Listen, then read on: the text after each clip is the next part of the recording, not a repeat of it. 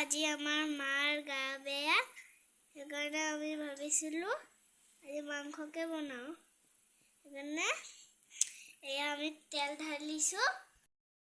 আজি আমাৰ মাৰ গা বেয়া, সেইকাৰণে মাংসকে বনাওঁ বুলি ভাবিছিলোঁ। 8:30 বাজি গ'ল। মই ভাবিছিলোঁ ভাল হ'ব, কিন্তু এতিয়ালৈকে ভাল হোৱা নাই।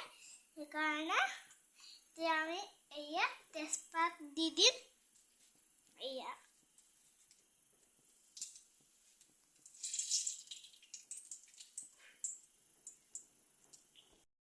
সৰু পোৱালি বুলি ইয়াতে ঢালি দিলোঁ। এয়া আদা আৰু নহৰু ইয়াত দি দিলোঁ।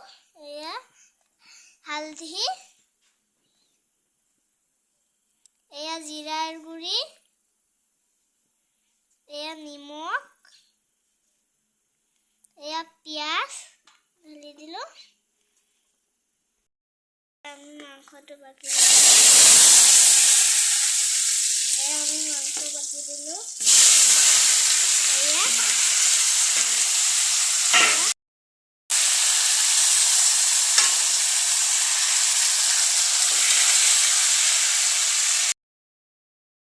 মাংসখিনি ভাজি হৈ গ'ল। এতিয়া আমি ঢাকি দিম। 1 মিনিটৰ কাৰণে ঢাকি দিম।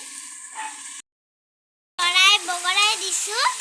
এয়া 1 মিনিট হৈ গ'ল। এতিয়া আমি পানী অকণ ঢালি দিম। দিয়া পানী। মই পানী গৰম কৰিছিলোঁ, মোৰ খেলা ডেক্সিটোতে বহাই লৈছোঁ বাহিৰত। আমাৰ মাংস ভাজা হৈ গ'ল। আমি পানী দিম।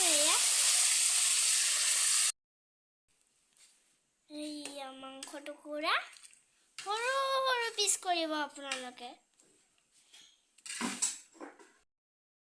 গা বেয়া, সেইকাৰণে ময়ে চব কাম কৰিব লাগে।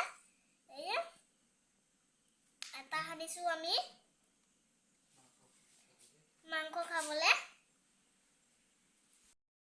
আটা সানি হৈ গ'ল। এফালে মাংস বনাই আছোঁ। আমাৰ দাদাই ৰুটি খাই ভাল পায়, সেইকাৰণে মই বহুত খৰপচ, একদম মাতছেও বহুত খৰপচ কাম। এফালে মাংস বহাইছোঁ, এফালে ৰুটি সানি আছোঁ।